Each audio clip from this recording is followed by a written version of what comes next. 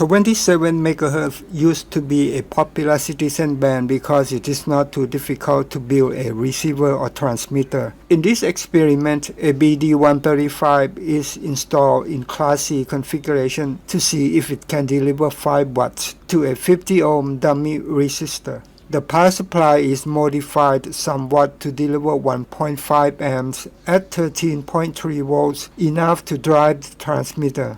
First, the collector of BD135 is isolated to allow tuning of L1 and L2 at 26.54 MHz, which is the third overtone of the crystal.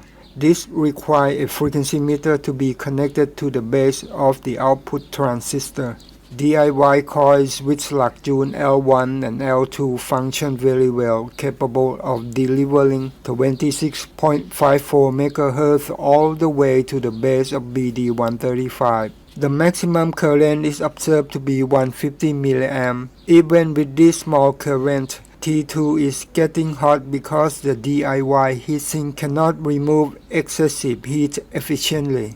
Operating BD135 in Class C at 5 watts implies quite a large RF signal. All components required to do this job will be calculated based on certain assumptions, but keep in mind that none of these is true in real world. First, RL, RC, and CC are calculated. Obviously, RL at 18 ohm should not be connected directly to the antenna dummy at 50 ohm due to a substantial impedance mismatch. This requires some sort of impedance matching such as a pi network. Shown here is a simple pi along with components calculation. However, it seems to be too simple for a transmitter outputting 5 watts. Therefore, a double pi may be used to complicate the matter some more. All components can be calculated according to different theories, predictions, and personal beliefs. But this experiment will use ancient tablets to define the value of C3 and L2 as a starting point to calculate the remaining components. According to the tablets, C3 is 220 pF and L2 is 0.4 microhenry.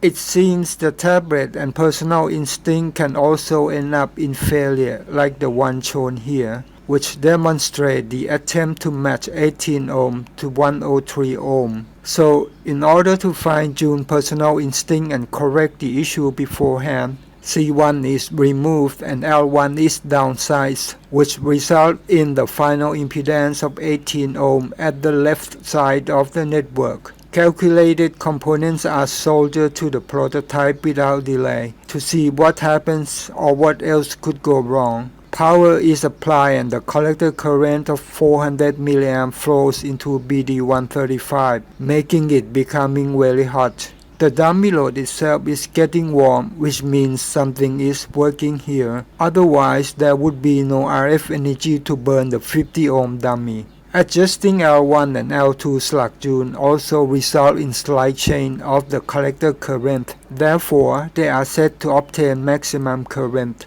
In closing this video, these are a few pictures of the prototype and the RFC calculation, which employ 20 magnet wire 9 mm diameter core.